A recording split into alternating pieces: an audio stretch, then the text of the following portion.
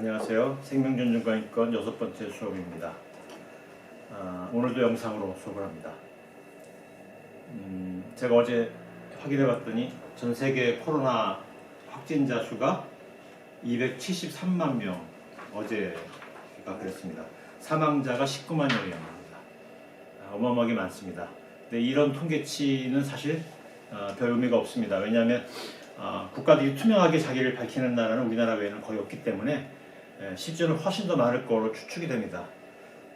게다가 세계 많은 나라들이 이미 그 지역 감염 단계에 들어섰고 3차, 4차 감염이 되고 있어요. 3차, 4차 감염은 이제 감염 속도가 엄청 빨라지고 독성도 강화된다고 합니다. 그래서 굉장히 심각한 사태가 계속되고 있는데 어떻게 해결될지는 모르겠으나 어쨌든 남의 불행처럼 우리한테는 너무나 좋은 상태로 바뀌고 있어서 우리는 이 변화된 좀 나아지는 환경을 최대한 활용하는 것이 필요할 것 같습니다. 어쩌면 조만간에 여러분들과 얼굴을 보고 수업을 할 수도 있을 것 같습니다. 아무튼 사회적 거리두기 강도가 낮춰졌고요. 제가 오늘 여기까지 올 때도 많은 사람들이 봄을 만끽하고 있었습니다. 경계를 풀지를 말되 봄을 한껏 누리는 여러분이 되면 좋겠습니다. 평택대학교 집이 멀지 않은 분들은 한번 교정에 가보세요. 제가 작년에 보니까 평택대학교 벚꽃 장난 아닙니다. 지기 전에 한번 꼭 보시면 좋을 것 같습니다. 오늘 수업은 노동과 인권인데요. 여러분들이 아마 대다수는 앞으로 노동자로 살아갈 것 같은데, 그래서 이 주제는 여러분들의 인생에서 굉장히 중요한 주제입니다만 너무 주제가 커서요. 주제를 부득이 좁힐 수밖에 없었습니다.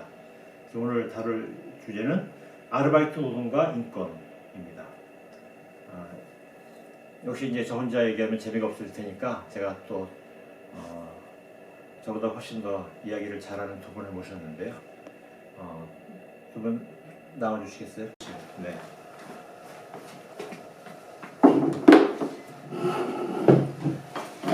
오늘은 평소와 달리 두 분을 모셨습니다. 네, 반갑습니다.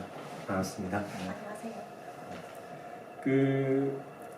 자기 소개 먼저 좀 하실까요? 저는 현재 서울 마포구에서 3년째 1인 가구로 살고 있고요. 수차례의 이직과 이직을 통해서 여러분들께 이야기를 나눠드릴 수 있을 것 같아서 이 자리에 왔습니다. 네, 가수예요. 너무 노래 잘하고 그렇습니다.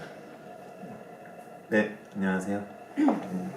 가구를 얘기하셔서 저는 서대문구에 이제 한 2020년이 한 3년 정도 살았고요. 원래는 서울에 안 살았는데 중간에 회사도 잠깐 한 2년 다니고 알바는 많이 한 편은 아닌데요. 그래도 짧게 이것저것 했습니다. 네, 은영준입니다. 우선 되게 간단한 거는 전단지 알바 해봤고요. 제일 처음 해본 알바 같습니다. 그런 다음에는 아마 홈플러스였던 것 같은데 그 대형 길에서 뭐 나눠주는 거? 네, 길에서 네네네. 정확히는 집 그 맨 꼭대기 층에 엘리베이터를 타고 올라가서 이제 테이프를 이렇게 해가지고 쓱 하면서 문에 붙이는 방법이 있어요. 그렇게 해서 이제 모든 문에 붙이고 이제 동을 하나 끝내면은 다음 동으로 넘어가는 그런 거였고요. 네, 그리고 그 다음에는 이제 홈플러스 포함이 있는 건데 그 매대가 있잖아요. 이렇게 물건들이 쫙 들어있는데 근데 이제 새벽에 그 바닥을 청소하려면 그 모든 물건을 다 빼고 그 물건들이 담겨있는 그 선반을 다 빼야지 이제 바닥 청소가 가능하거든요. 그래서 그 선반이랑 물건들 빼는 거 그리고 다시 원위치 시키는 거 청소 끝나고 그건 매일 하는 거구나. 그거를 매일인지 모르겠는데요. 저는 일단 새벽 1시부터 아침 7시까지 그렇게 해봤던 것 같고요. 그러고 서울에서 해본 거는 이제 신촌에 유플렉스라고 현대백화점 별관이 있는데요. 거기에 이제 약간 연인 좀 이성의 연인들 커플들을 이렇게 호객하기 위한 뭐 약간 설렘 충전소라는 전시회가 있었어요.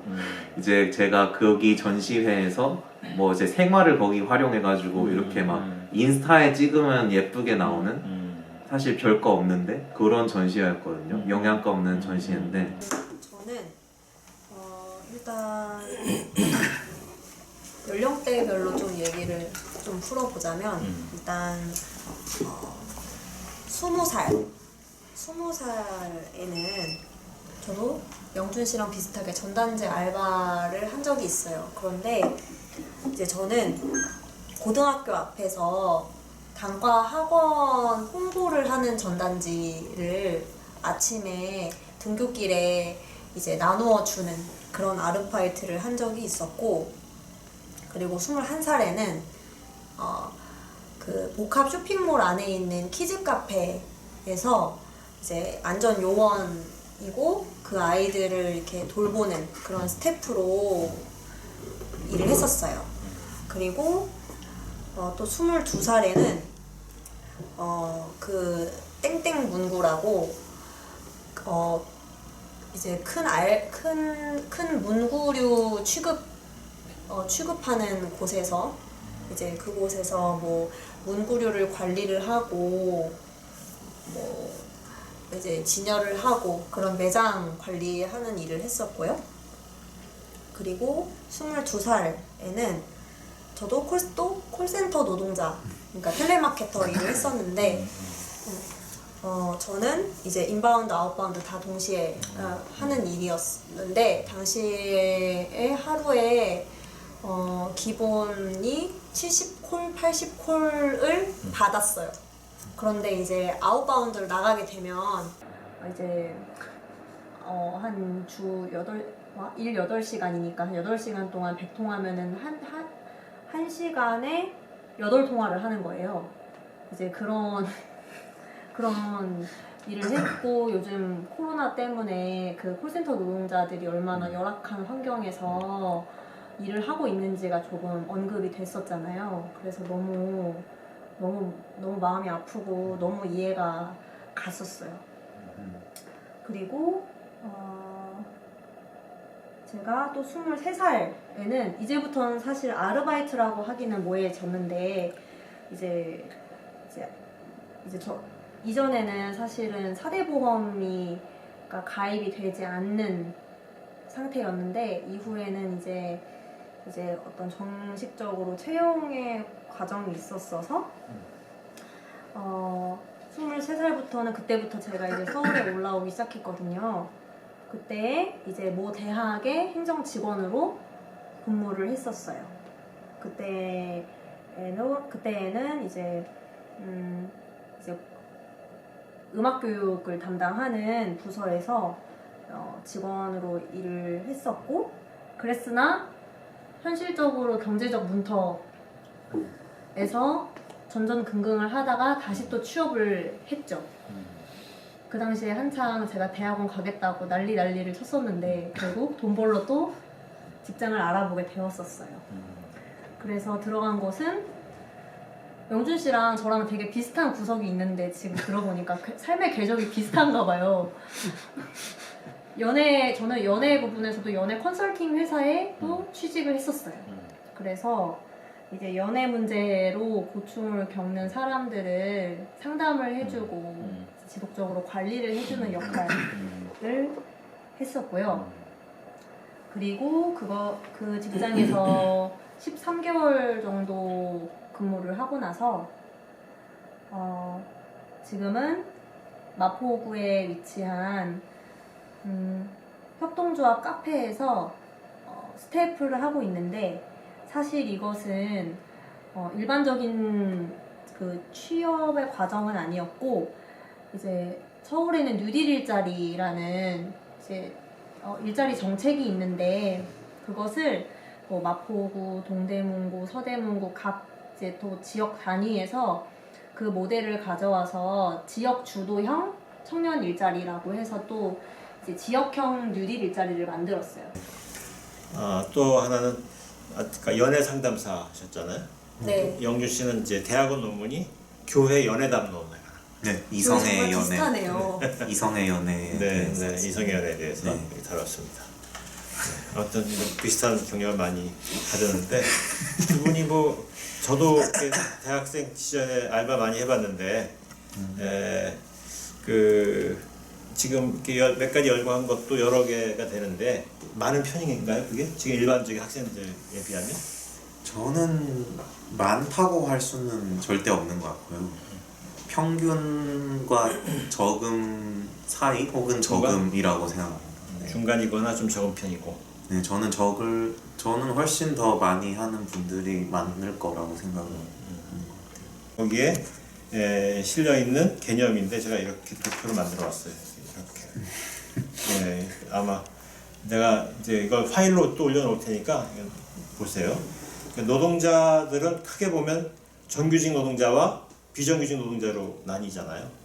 근데 이제 비정규직 노동자에 속하는 거죠, 아르바이트는 당연히. 근데 비정규직 노동자는 또 크게 보면 세 부류로 나뉘는데 하나는 한시적 노동자, 하나는 시간제 노동자, 하나는 비전형 노동자입니다. 비전형 노동자는 뭐 이렇게 호출이 되면 간다든가 아니면 용역이라든가 뭐 이런 거를 얘기하는 거고요. 시간제 노동자는 주급, 시급, 1급 뭐 이런 걸 받는 주급, 1급, 시급 이런 걸 받는 노동자고 이렇게 일이 쉽진 않지만 또 이렇게 즐거웠을 때도 있잖아요. 이를테면 뭐 일이 보람 있어서 즐겁기도 하고 또 재미있어서 즐겁기도 하고 아니면 동료들이 좋아서 혹은 고용주가 좋은 사람이라 뭐 이런 기억들이 있어요. 저는 일단 일이 힘들어도 사람이 좋으면 한다라는 입장을 좀 가지고 있어요. 그래서 사실 힘든 일이었지만은 꾸준히 할 수 있었던 거는 그 당시에 어쨌든 저를 도와줄 수 있는 위치에 있는 사람들이 있었기 때문이고 좋았다가도 일이 만족스럽고 그러다가도 힘들어지기 시작한 거는 그 안에서의 관계가 힘들어지면서부터 그 일이 너무 힘들어졌던 경험도 있거든요. 입사부터 퇴사까지 여자는 저 하나였어요. 이거는 또 이제 연애라는 거에 대해서 연애 시장에 대해서 다시 한번 생각해 볼 수 있는 게 있는데 어쨌든 그거는 다음 기회가 있으면은 연애와 인권으로 하시면은 이렇게 앉아가지고 썰을 막 풀어드릴 수 있을 것 같고 데이트 폭력이 그 중요한 주제인데. 그렇죠. 데이트 폭력 또 뭐 영상을 하시면 다른 좋은 분들도 있고. 네. 극과 극의 경험을 한 적이 있어요. 그래서 정말 해봐야 아는 것 같고 가봐야 이제 그 안에서 어떤 사람들이 어떻게 배치되어 있고 또 이러한 직장이라는 조직은 어떤 지향점을 가지고 있는지를 파악을 하는 게 되게 좀 중요한 것 같아요. 그럴 때마다 다른 것 같아요. 윤유 씨는? 아까 저는 그 짧게 한 것들은 사람과의 관계가 별 영향이 없었던 것 같아요. 약간 시급으로 받는 이런 일들은 그냥 일 생각만 하면 돼요. 그냥 이 화분 옮기고 꽃 옮기면서 계속 일에 대한 화가 나죠.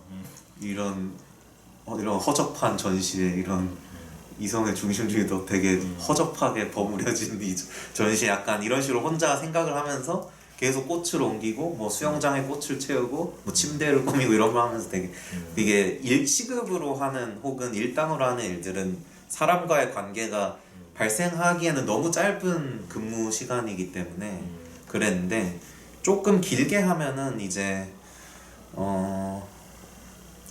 좀 뭐 이제 보람이나 이런 문제 아니 사람의 문제가 생기거든요. 뭔가 말을 하지 못하게 되거나 약간 조금 아니면 이렇게 다른 분들끼리 얘기하고 있는데 제가 가만히 있거나 좀 이런 일들이 생기기는 하죠. 좀 사람의 문제는.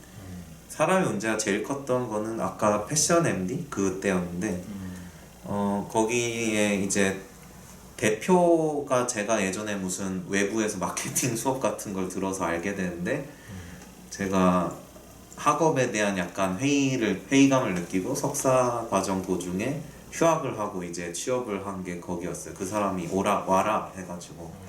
근데 이제 거기서 되게 뭐 정말 괴상한 일들이 많았죠. 그거는 또 다음 질문들 얘기할 때 얘기할 수 있을 것 같습니다. 나는 되게 보람을 많이 느꼈는데 재밌기도 했고 종이 접기 이런 거 보람 느끼셨어요? 종이 접기 재밌었어요. 어. 그러니까 종이 접는 걸 이게 어떻게 종이가 효과적으로 접어지는 거를 이렇게 터득해가는 과정이 있어. 그래서 몇 초에 막 얼마나 효과적으로 일하는지 이게 너무 재밌더라고. 그다음에 이제 또 나가 여러분 모르겠지만 내가 DJ도 했었어. 내가 다방. 정말요? 음악의 물이 아닌데 DJ도 했었어요. 그때 그런 게 많았거든. 다방은 다 음악 다방이었고, 예, 임금은 체불됐죠. 그런 거면 저도 보람 있었을 네. 것 같긴 네. 한데 임금이 채울래요. 창사가 안 돼, 일단. 근데 그쵸. 사장님이 너무 좋은 사람. 그래서 그 사람이랑 얘기 많이 하고, 이제 그런 거 재밌었고. 좋지만 체불. 나 또 경찰서에 교통정리 한 적이 있어요. 그때는 이제 전두환 대통령이 되고 나서 학생들 아르바이트 많이 하는 게 가외잖아. 말 못하지 않나요? 그때 못하게 했어요. 그러니까 이제 전두환 대통령이 나름대로 이제 뭐 학비를 벌는 출구를 만들어줬다고 이제 일종의 국가가 만든 알바자리를 만들었어. 그래서 이제 각 경찰서에서 자원하면 경찰서에서 알바를 하는 거예요. 아침에 새벽에 하는 거지. 그래서 이제 교통정리 아르바이트 이렇게 뛰들어오고 알바를 했어요. 근데 우리 때는 경찰이 어렸을 때 태어날 때 이렇게 애들이 울면 경찰 온다고 그러면 애들이 깼단 말이야. 경찰이 무서운 사람들. 호랑이 이런 게 아니라. 요새 또 코로나 때문에 뭐 동남아 같은 데 가보면 뭐 회초리를 때리고 기합 주고 그랬다 그랬잖아요. 그런 얘기 뉴스 봤죠? 우리나라 옛날에 그랬단 말이야. 경찰이 무서운 존재였거든. 그리고 또 우리 대학생 때 대모 많이 했는데 경찰이 너무 무서운 존재였거든. 그런데 교통정리를 하면서 경찰청에 맨날 왔다 갔다 하면서 같이 막 얘기도 많이 하고 사람들 하나하나 좋은 거야. 그래서 그냥 그런 개개인을 만나는 제도와 얽혀서 어떤 역할을 수행할 때 무서운 것과는 달리 그 사람들 사적으로 만나서 이렇게 얘기했을 때 그 순박함과 이런 게 좋았고 한겨울에 했거든요. 한겨울에 하니까 이제 그 기억이 났어. 이제 겨울에 하다 보니까 이제 추우면 이제 거기 옛날에 다방이 많았거든. 이게 다방에 커피에 계란 노른자 타주는 뭐 그러니까 네. 얘기 들었죠. 그런 다방에 그래서 이렇게 난로 불게 쬐고 그러는데 거기서 일어나는 일들이 또 재밌는 게 많았어요. 뭐 거기에 옛날에 이제 다방에 일하는 여성 종업원들이 처우가 되게 나빴거든. 거의 그 준매매춘 가깝고 그랬던 것 같아요. 근데 그 여성들하고 이제 그 손님들하고 막 새벽에 싸움이 벌어지고 그러면 이렇게 하이힐로 이렇게 때리는 것도 보고 재밌는 풍경 많이 봤어요. 그러니까 학생이 볼 수 없는 현실의 이야기들을 난 재밌게 봤고 내가 또 대학교의 도서관 일은 내가 무엇보다도 좋았었던 거는 우리는 이제 대학교 때 책을 살 돈이 없었거든. 근데 이제 학교에서 몰래 도서관에서 책을 복사하고 이제 불법 복제를 하는 거죠. 그땐 뭐 그런 게 너무 많았어요. 불법 복제를 요즘도 많아. 많이 하고 그 복사한 거를 재본도 했어. 내가 했어. 그 이제 그 책 굉장히 많이 재본했어요. 그래서 그런 식으로 공부도 많이 했고, 그래서 도서관에서 일하지 않았으면 내가 공부하는 게 직업이 안 됐을 수도 있는데, 난 도서관에서 일했던 게 큰 배경이 되고. 천만다행이네요. 예. 도서관에서 난 돌아보면 알바 기업들 중에 줄거리 되게 많았거든. 음. 두 분들도 많았겠지만, 이제 말하다 보니까 이제 좋은 기업들보다 나쁜 기업도 많아서 그러지 않았을까? 전 좀 명확해진 것 같아요. 얘기를 해주시고 하니까. 네. 아까 그 단순 시급 1급 받는 그런 노동은 전혀 기쁘지 않고요. 딱 기쁜 거는 며칠 뒤에 돈 들어올 때 기뻐요. 그러니까 그리고 그다음에 조금 보람을 약간 느끼면서 물론 모든 일이 항상 좋을 수는 없지만 그래도 조금 보람이라던가 약간 일 자체에서 즐거움을 느낄 수 있는 거는 뭐 소위 덕업일치 뭐 이런 말 하잖아요. 그러니까 제가 좋아하는 거를 일을 하면은 약간 물론 좋아하는 거랑 이제 좋아하는 거를 일하면서 돈을 받는 거는 큰 차이가 있지만 그래도 막 아예 생뚱맞은 걸 일하는 것보다는 조금 더 나았던 것 같아요. 저는 그런 면에서 연구 관련 알바나 연구원으로 했던 게 그거는 제가 계속 하고 싶은 거고 뭐 희망하는 거니까 좀 즐거웠는데 막 아까 한겨울 하니까 생각나는데 제가 1월 1일에 포항에 해돋이 그 하는 호미곶이라는 데가 있는데 거기서 이렇게 뭐 수건을 들고 있어서 공중에서 찍으면 뭐 이렇게 그림이 보이게 하는 그 사람 중에 한 명으로 했는데 정말 추웠거든요. 그런 거 하면 정말 보람 없어요.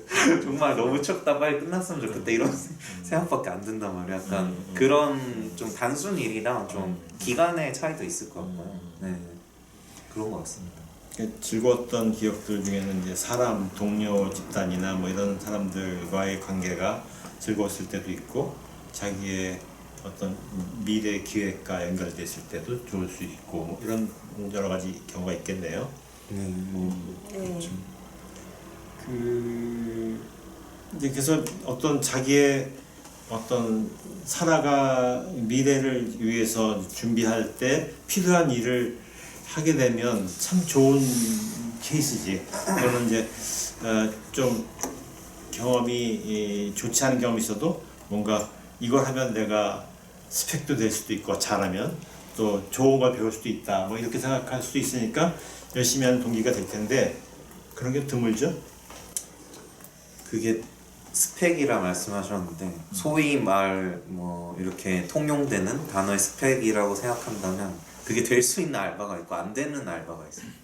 예를 들어 뭐 제가 2달 일하다가 퇴사했던 그거는 알바가 아니라 직원으로 정직원으로 돈을 받다가 제가 너무 회사에서 뭐 지금도 그렇고 그때 제가 보기에는 믿을 수 없는 일들이 벌어져서 퇴사를 하겠다고 전화하고 그냥 바로 다음날부터 안 나간 거였는데 그런 짧은 경력은 회사에 쓰기에는 되게 이 사람은 로열티가 없구나 되게 충성도가 낮다. 그게 알바였으면 괜찮은데 이제 직원으로 일한 거는 뭐 어디 써먹을 거면 최소 뭐 6개월 아니면 인턴이라든가 아니면 최소 1년 정도 뭐 이렇게 돼야 되는 것 같고 나머지는 쓰기 나름인 것 같아요. 근데 자소서가 그렇게 의미가 있는지 모르겠어요. 스펙이라고 하시는데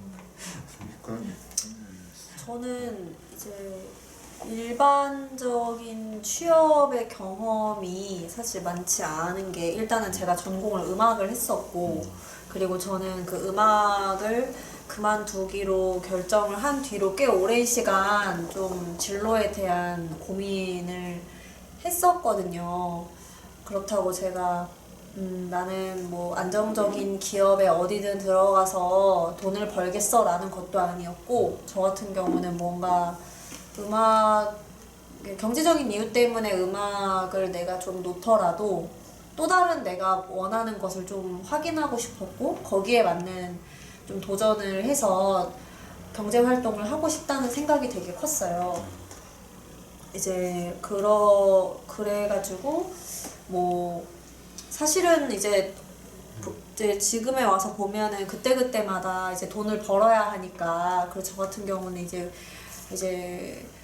경제적 자립을 개인적으로 굉장히 중요하게 생각했기 때문에 그때그때마다 돈을 벌어야 해서 뭐 여기저기 그냥 온갖 정보를 뭐 사실은 분류 없이 구분 없이 다 받아서 해치우듯이 좀 한 감이 없지 않아 있고 영준 씨가 말씀하셨던 것처럼 어떤 특정 목적을 이루기 위한 도구로서 스펙화? 약간 스펙으로서 여기려면 좀 되게 뭐 다양한 것보다는 좀 다양한 어떤 분야의 경험은 사실은 좀 문서상으로 어필하기 어려운 부분이 되게 큰 것 같고 그런데 그거는 이제 개인의 어떤 능력적 자산은 될 수 있겠지만 사실 어쨌든 문서를 작성하는 것이 특히나 음악을 전공하거나 예체능을 전공한 사람들에게는 문서, 페이퍼워크가 되게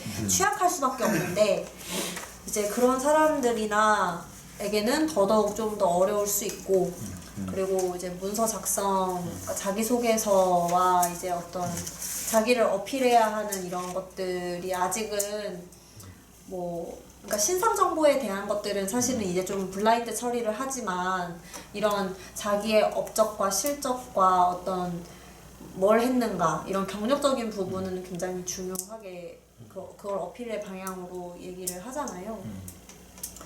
이제 이제 뭐 그렇다고 해서 그런 자원이 사실은 지역적으로 고르게 분포되어 있는 것도 아니고 이제 뭐 여러 가지를 고려했을 때는 뭐 쉽지 않은 부분들도 분명히 있고 이게 이렇게 말씀드리긴 되게 뭐하지만 어떤 자신의 노력이 너무나 중요하지만 의지와 노력이 일단은 평양감사도 자기가 싫으면 못하는 거라고 그게 가장 중요하지만 어떤 운과 여러 가지 상황적인 것도 사실은 좀 맞아야 좀 자기가 원하는 방향으로 그래도 갈 수 있지 않나 그거는 좀 있는 것 같아요. 그러니까 이제 아르바이트 노동의 이제 최근의 추세가 20대와 50대는 빠른 속도로 증가하고 있고 여성이 증가하고 있고 이런 얘기는 이제 아르바이트 노동이 이제 우리 사회의 열악한 노동의 장에서 통용되는 이제 어떤 노동이고 그다음에 생계형 노동자가 늘어나고 있고 이거는 이제 그만큼 이제 우리 사회에서 노동력을 사용할 때 비용을 적게 들이기 위한 방법으로 아르바이트 노동이 활용되고 있다는 뜻이잖아요.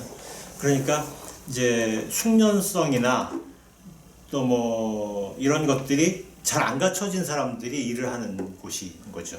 그러니까 자기의 미래 기획과 연관시켜서 할 수 있는 경우는 매우 제한적이고 일반적으로는 마지못해 해야 되는 경우가 많은 거죠. 그러니까 어쩔 수 없이 하는 경우가 많아요.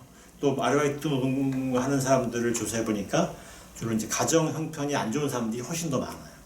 그러니까 사회 경험이나 이런 건 옛날 말인 경우죠. 그러니까 그만큼 이제 아르바이트 노동은 이제 좋은 경험을 하기에는 좀 어려운 상황이 된 거죠.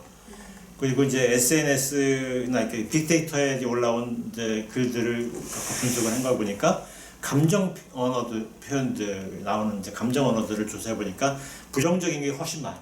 감정 언어들이 아르바이트 관련해서 아르바이트 관련된 부정적 단어들이 이제 연관어로 많이 나왔잖아요. 그래서 그 부정적 언어들이 많다는 얘기는 아르바이트 노동이 이제 되게 그 일반 노동자들보다 더 좋지 않은 여건 속에서 행복하지 않게 일하고 있는 일들이 많다라는 뜻이기도 한 것 같아요. 그럼에도 불구하고 우리가 아까 강세희 씨도 나는 좀 조건이 안 좋아도 주변 사람이 좋으면 열심히 하는 편이다 이렇게 하는 것처럼 각자 자기가 나름대로 자기 나쁜 여건을 즐겁게 하는 삶의 방법이 있죠.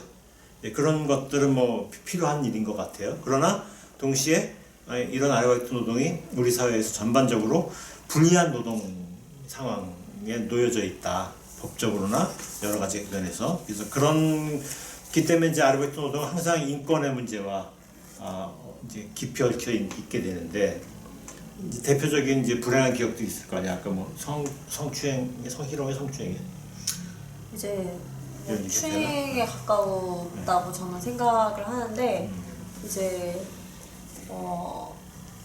요즘 그러니까 회식을 하잖아요. 이거는 뭐 아르바이트든 사실은 뭐 요즘은 그러니까 다 모든 거의 대부분의 조직이 사실 똑같은 일을 해도 그 안에서는 정규직이 있고 비정규직이 있고 또 기간제 계약직이 있고 또 아르바이트가 있고 이렇게 분화가 되고 사실은 똑같은 일을 비슷한 일을 한다고 하더라도 그렇게 분화가 계급이 어떻게 보면 생긴다는 거는 이제 이거는 사실은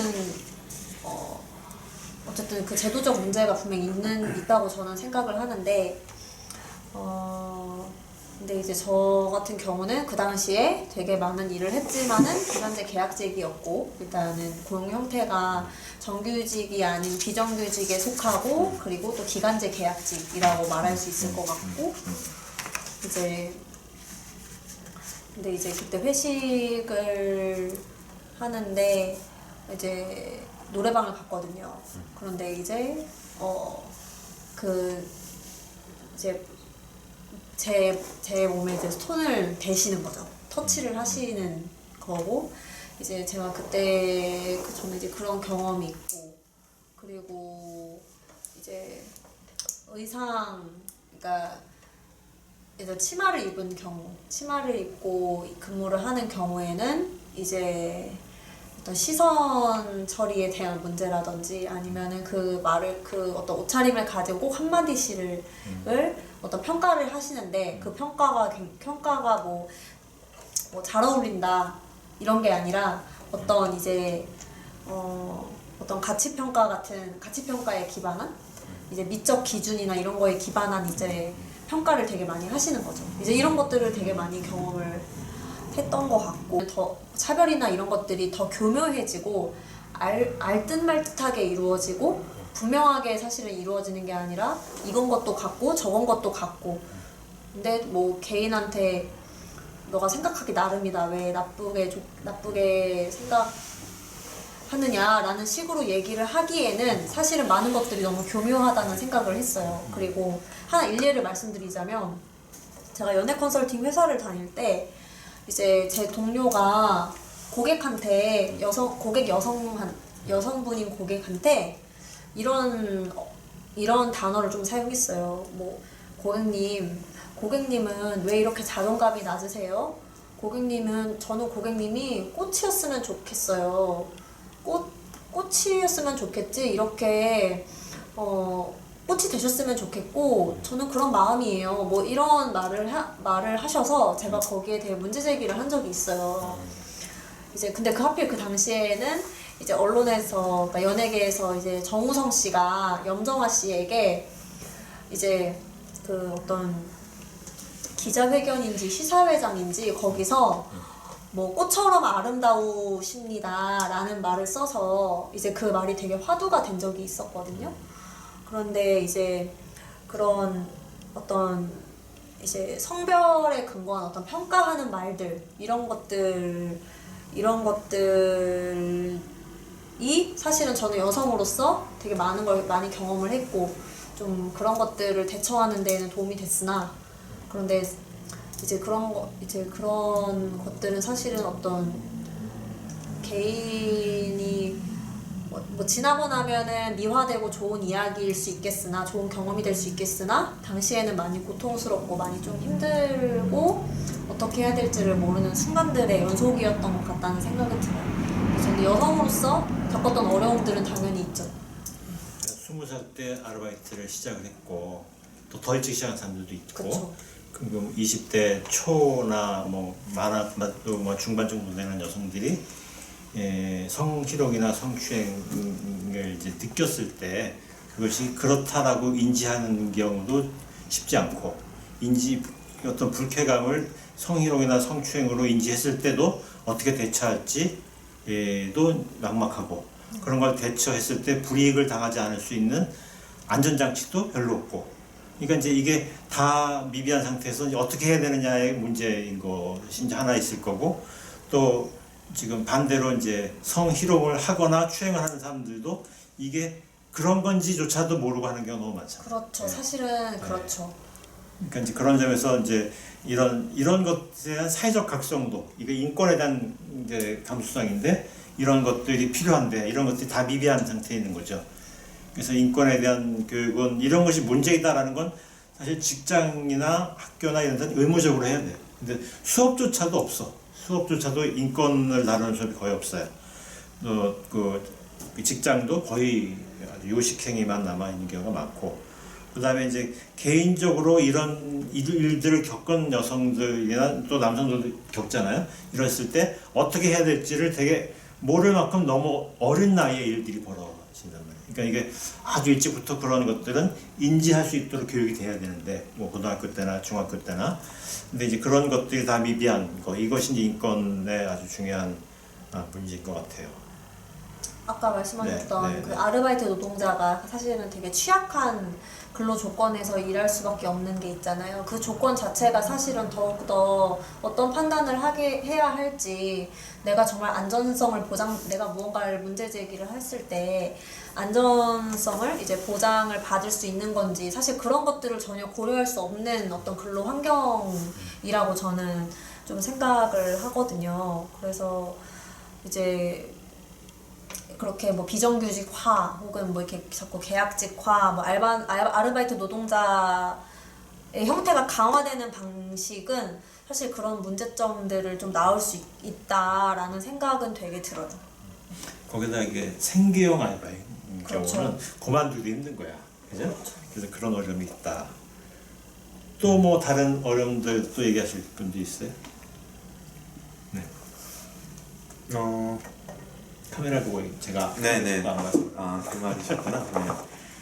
저는 그 이제 전화번호부 거기 돈 받는 아웃바운드 전화를 했을 때 그때 이제 나만의 욕은 다 먹어본 것 같아요. 북한 욕 되고 네. 너무 힘들었어요. 물론 그분들이 이제 욕하는 거는 이해가 돼요. 지금 생각해 보니까 제가 했던 일을 조금만 더 짧은 시간에 지금 자세히 말씀드리면 전화번호부 회사인데 전화번호부에 이제 한 줄 요렇게 실으면 33,000원이에요 1년에. 그리고 박스로 되면 뭐 7만 얼마, 5만 얼마, 좀 큰 박스면 13만 얼마 이런데 요즘은 모르겠어요. 근데 2012년에는 제가 전화번호부 책이 요즘도 있어? 했는데 요즘도 있었어요. 그 계속 이제 그 아웃바운드로 하는 분들이 전화를 걸어서 고객님 이거 1년에 33,000원만 하면 된다고 해서 이렇게 해놓는 분들이 있고 그렇게 했는데 돈이 안 들어오면은 이 녹음한 걸 들려주면서 이때 한다고 하셨다 지로를 보내드리겠다라고 하면은 이제 그분이 사시는 지역에 욕을 먹을 수 있게 됐죠.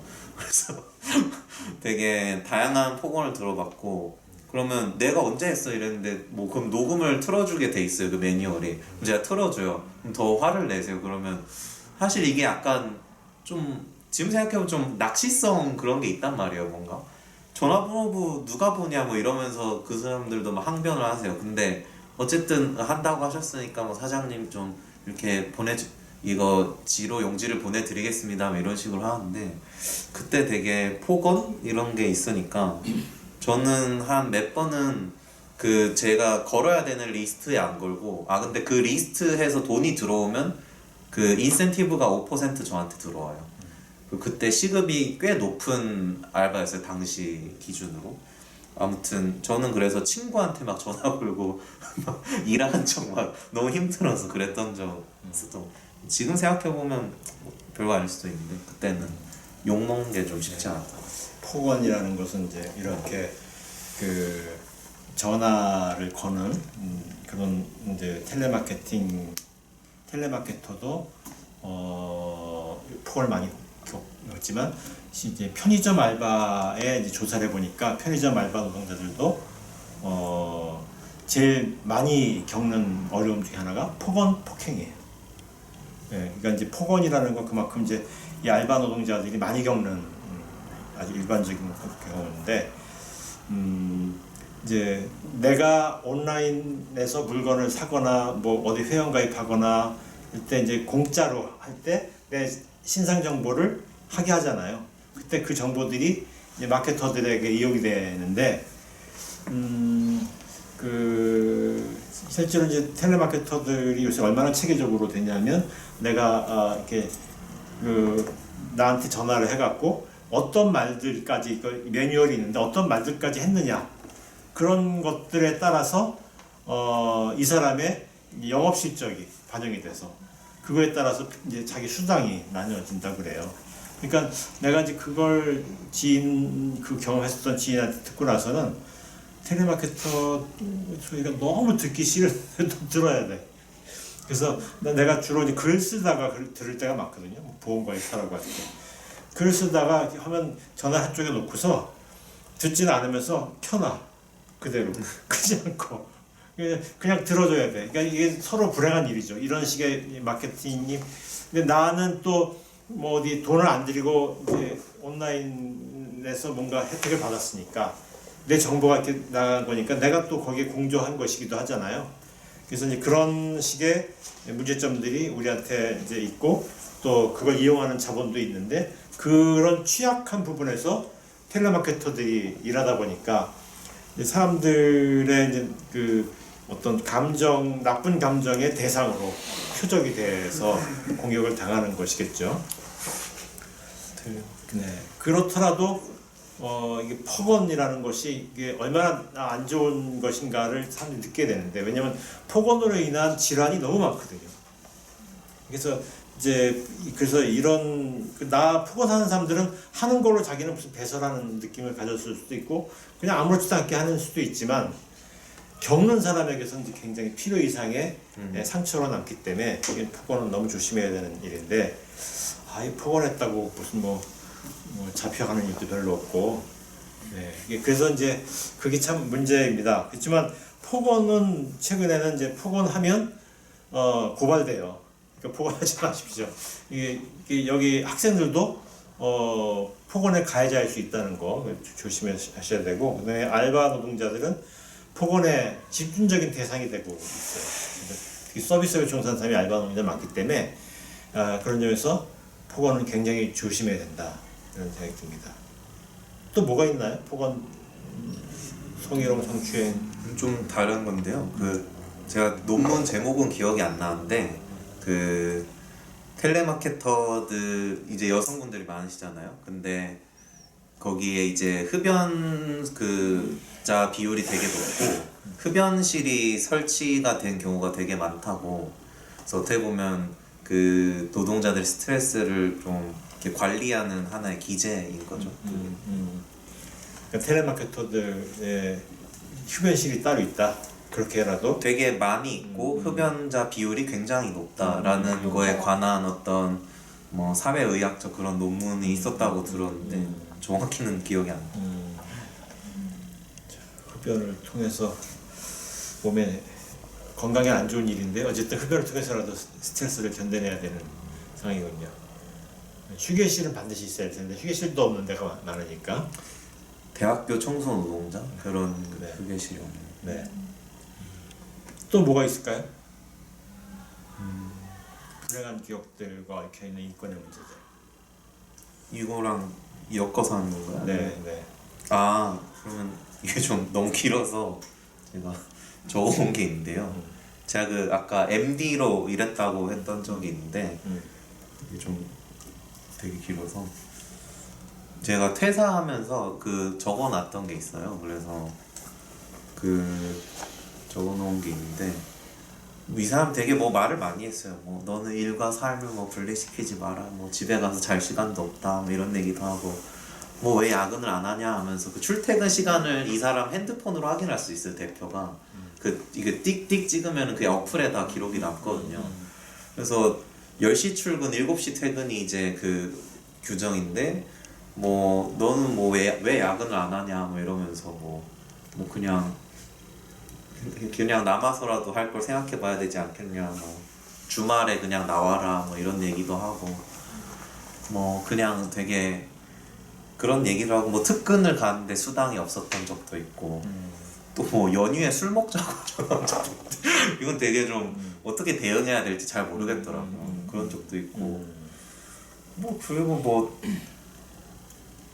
그냥 되게 이상한 말을 많이 했어. 학벌도 안 되는 비전문가 애들을 키워놨는데 키워놓으니 나간다. 요즘 20대를 너무 이해하기 어렵다. 이러고 그러면서 직원이 사장에게 가할 수 있는 구조적 폭력이 있을 거라고 생각하지 않냐. 그래서 이 사람이 이제 80년대 운동하고 사회구성체론 이런 거 하던 전술택자고 이런 거 하고 심상정 지지자던 사람이거든요. 근데 되게 그냥 이상한 게 많았죠. 그러면서 나중에 또 했던 말은 이제 너가 일을 좀 열심히 하면은 이제 자기가 마카오에 가서 성매매를 할 때 같이 데려가 주겠다. 이런 말도 하고. 그래서 회사 이게 2달 동안 다 있었던 일인데 수당 안 나오고 뭐 해라 이런 각종 제 기준에서 이해할 수 없는 그런 말들.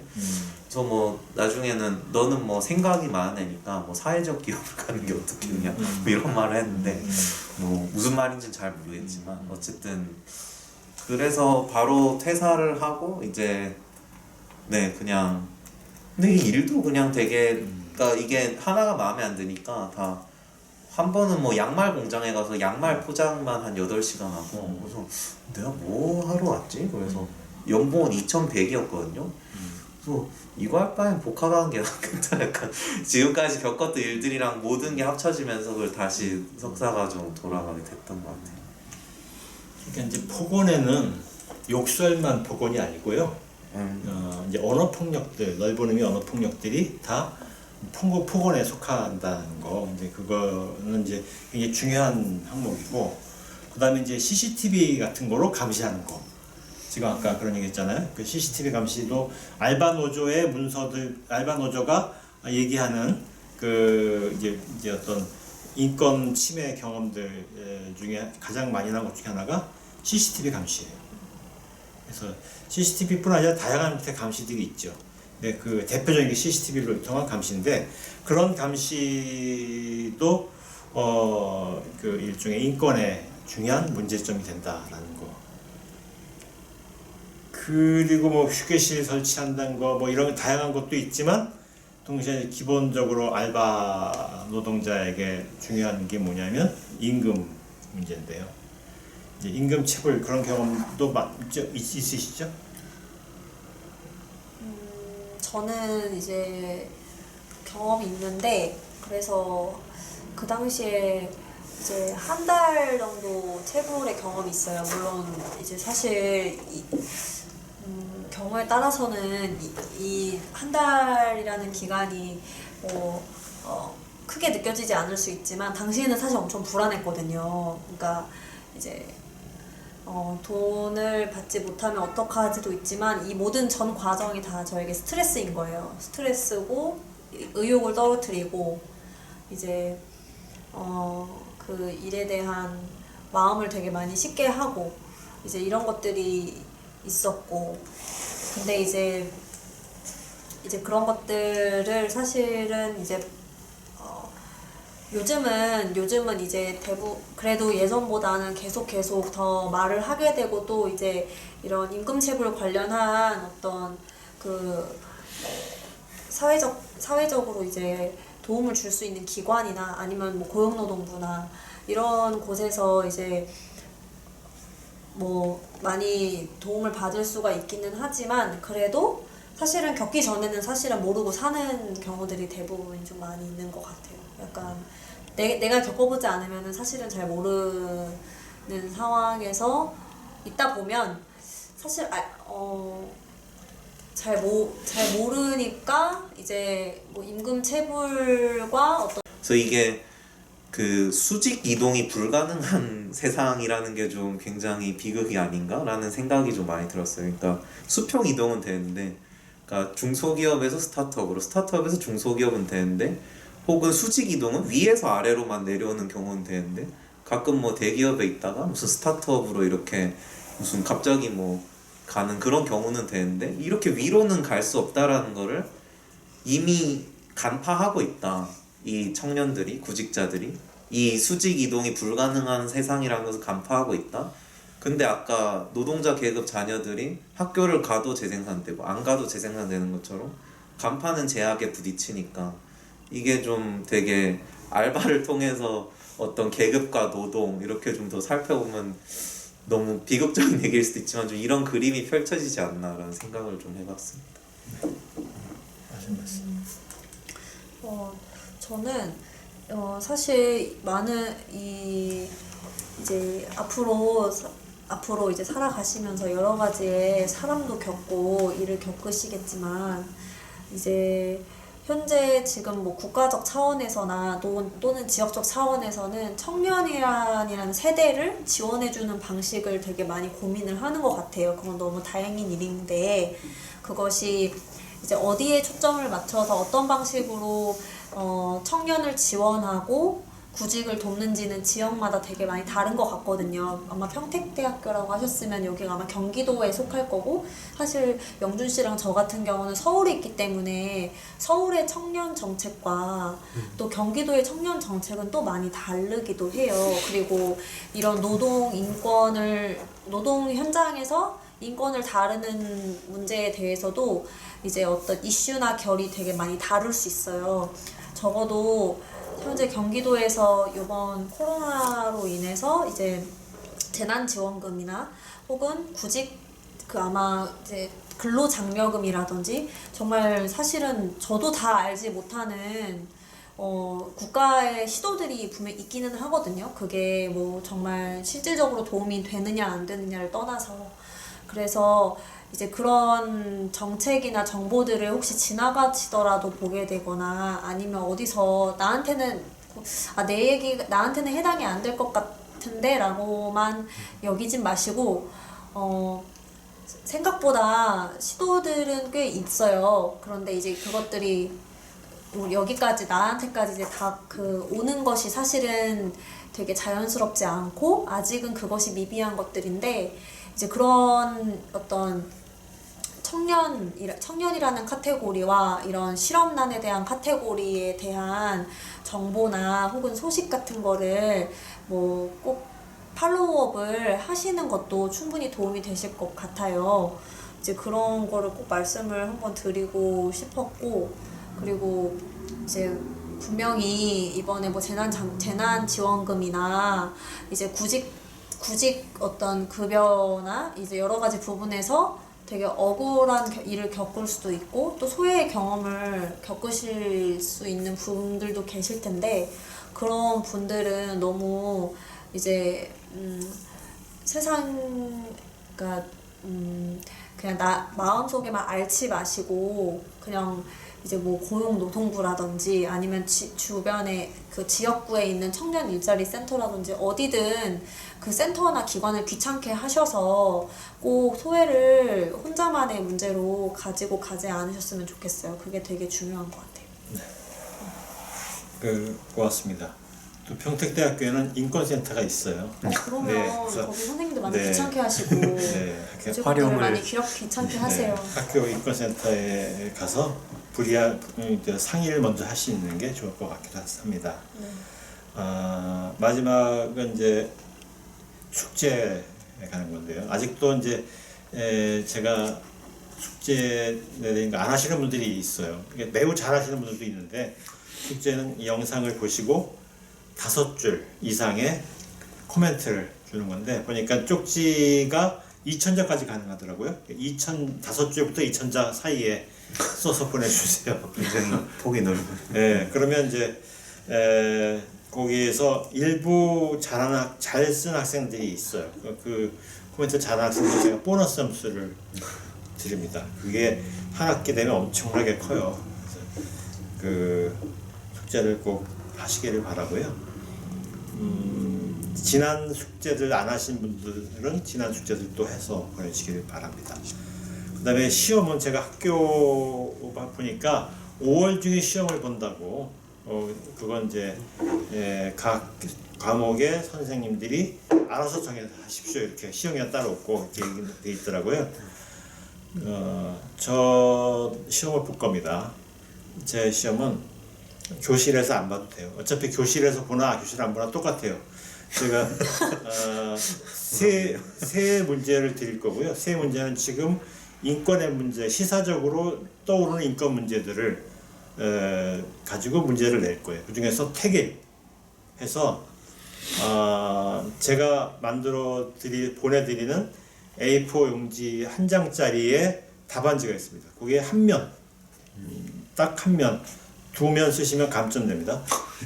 너무 적게 써도 그렇고, 그러니까 딱 한 면에 쓰셔야 돼요. 한 면에 한 문제만 답하시면 됩니다. 그래서 문제 너무 쉬워요. 다만 창의적으로 쓴 분은 보너스가 있고요. 창의적으로 쓰지 않고 그냥 내용 온라인에서 있는 내용 이제 받아와서 적어낸 거는 그냥 기본 점수는 드릴 거고요.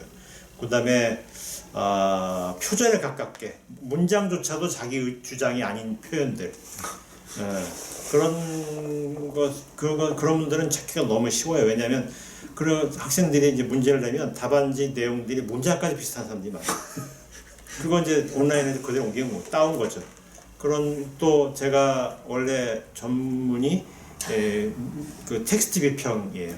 그러니까 제가 이제 텍스트 그 차이를 찾아내는 거는 제가 한국에서 상위 한 3% 아래 드는 사람입니다. 그런 거 다 걸려. 네, 감 좀 심하게 합니다. 네, 그래서 혹시 성적이 중요하신 분들은 그런 짓 하지 마시고요. 이 시험은 제가 교실에서 시험 볼 때도 미리 답안지 휴대폰 같은 데 적어와서 베껴 써도 된다고 그랬거든요. 예, 그러니까 집에서 와도 상관없어요. 그러니까 제가 단지 기간만 정해드릴 거예요. 그래서 그 중에서 5월 중에 볼 거고 셋 중에 하나를 택일해서 쓰시면 됩니다. 그리고 그 택일해서 쓰는 그 주제들이 이제 기말 페이퍼는 한 A4 5장 정도 제가 과제를 내드릴 텐데 5장 정도로 확장해서 쓰셔도 좋아요.